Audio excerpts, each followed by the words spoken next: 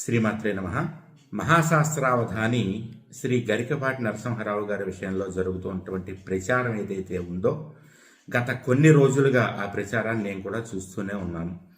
అయితే అంత పెద్దవాళ్ళ గురించి తీర్పించేంతటువంటి గొప్పవాడిని కాదు, కానీ అందరూ నన్ను అడుగుతూ ఉంటారు కాబట్టి నా ఫాలోవర్స్ అందరూ కూడా వాళ్ళకి సమాధానం చెప్పుకోవాల్సినటువంటి అవసరం ఉంది కాబట్టి చెప్తున్నాను, వినండి.